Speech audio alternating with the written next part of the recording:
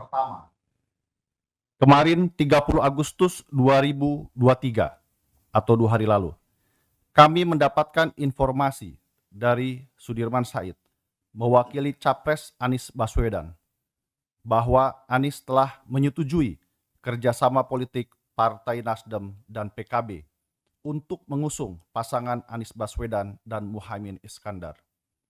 Persetujuan ini dilakukan secara sepihak atas inisiatif Ketum Nasdem Surya Paloh. 2. Hari ini kami melakukan konfirmasi berita tersebut kepada Anies Baswedan. Ia mengkonfirmasi bahwa berita tersebut adalah benar. Demokrat dipaksa, dalam tanda petik, menerima keputusan itu atau fait accompli. Ketiga, menyikapi hal itu, Partai Demokrat akan melakukan rapat Majelis Tinggi Partai untuk mengambil keputusan selanjutnya. Sesuai dengan ADART Partai Demokrat tahun 2020, kewenangan penentuan koalisi dan capres-cawapres ditentukan oleh Majelis Tinggi Partai. Keempat, sebagai bahan pertanggungjawaban anggota tim 8 yang mewakili Partai Demokrat kepada rapat Majelis Tinggi Partai, berikut ini kami sampaikan penjelasan lengkap apa yang telah terjadi dalam koalisi perubahan secara kronologis. A.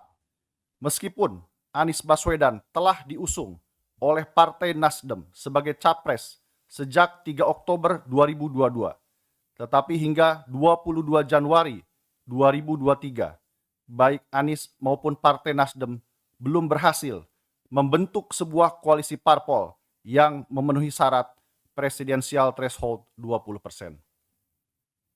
B.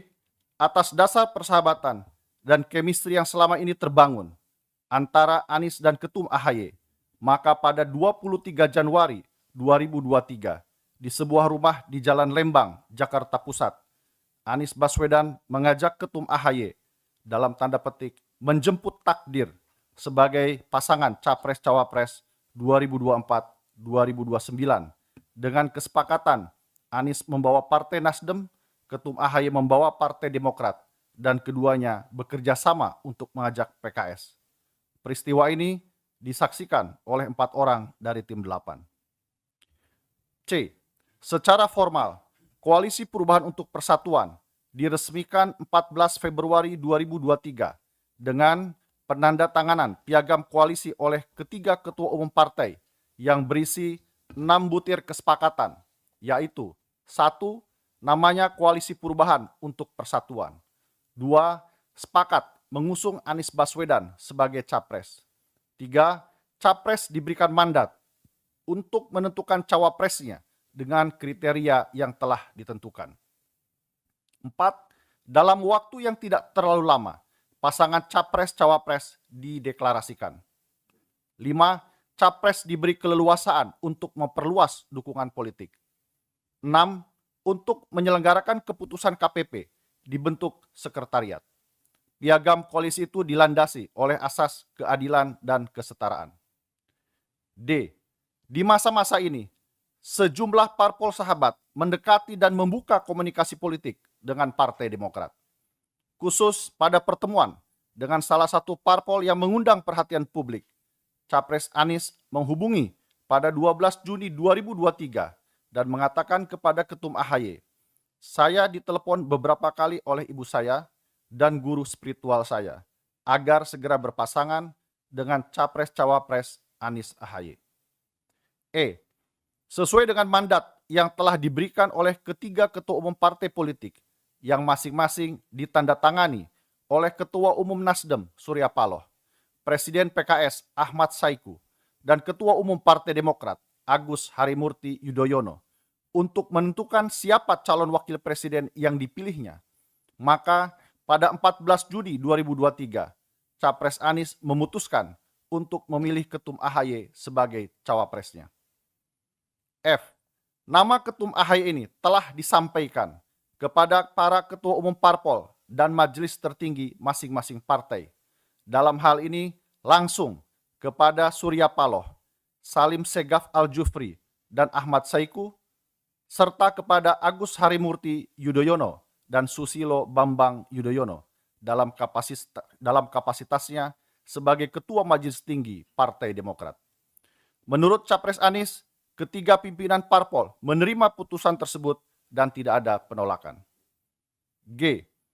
Pada saat menyampaikan keputusan itu kepada pimpinan partai politik, Anies menyampaikan alasan memilih Ketum AHY karena Ketum AHY memenuhi seluruh syarat dan kriteria yang ditentukan dalam Piagam Koalisi Perubahan untuk Persatuan.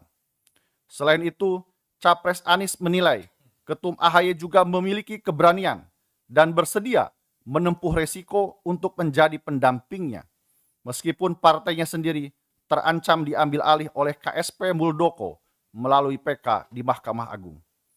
Anies melihat syarat keberanian itu sebagai syarat ke-0 yang tidak dimiliki oleh kandidat cawapres lainnya. Pernyataan soal syarat ke-0 ini juga telah disampaikan kepada publik. H. Mendengarkan pertanyaan dan desakan dari kalangan masyarakat secara luas tentang kepastian koalisi perubahan serta makin merosotnya elektabilitas Capres Anies. Maka setelah penetapan cawapres, jajaran koalisi, utamanya PKS, Partai Demokrat, dan Tim 8, sepakat untuk segera mendeklarasikan sahnya dan terbentuknya koalisi perubahan untuk persatuan, termasuk penetapan capres dan cawapres yang hendak diusung. I. Atas harapan dan desakan masyarakat agar koalisi perubahan segera dideklarasikan, Capres Anies dan Tim 8 telah merencanakan beberapa kali waktu deklarasi.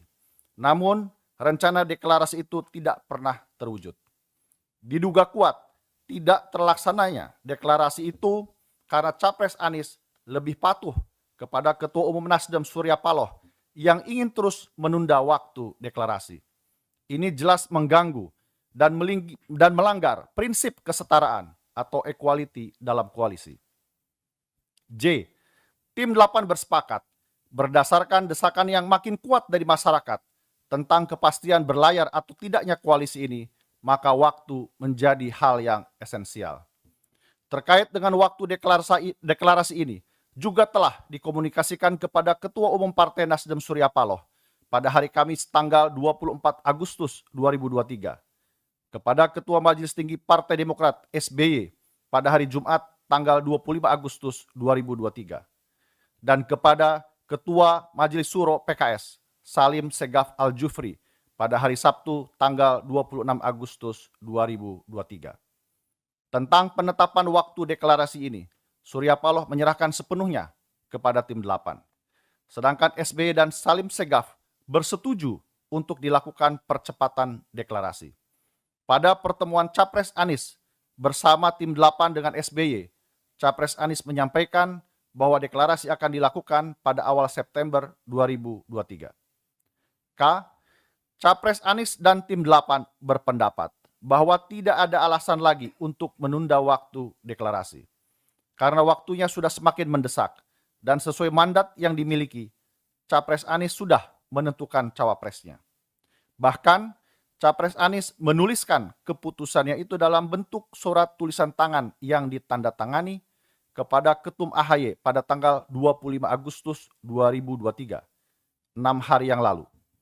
Inti dari surat tersebut ialah untuk meminta secara resmi agar Ketum AHY bersedia untuk menjadi cawapresnya.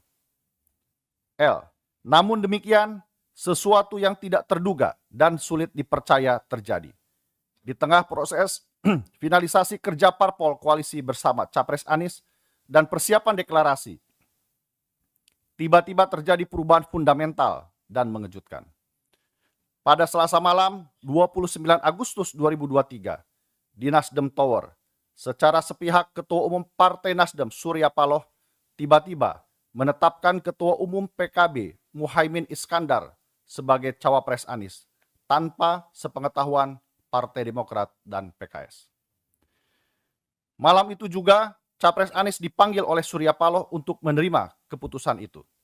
Sehari kemudian, 30 Agustus 2023, Capres Anies dalam urusan yang sangat penting ini tidak menyampaikannya secara langsung kepada pimpinan tertinggi PKS dan Partai Demokrat, melainkan terlebih dulu mengutus Sudirman Said untuk menyampaikannya.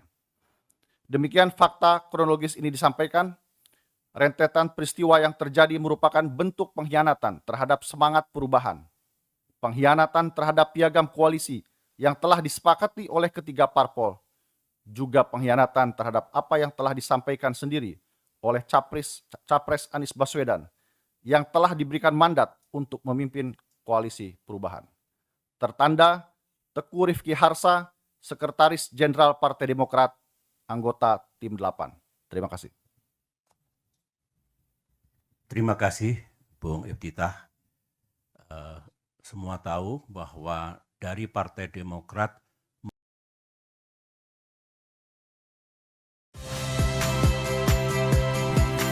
Saya Tifa Solesa.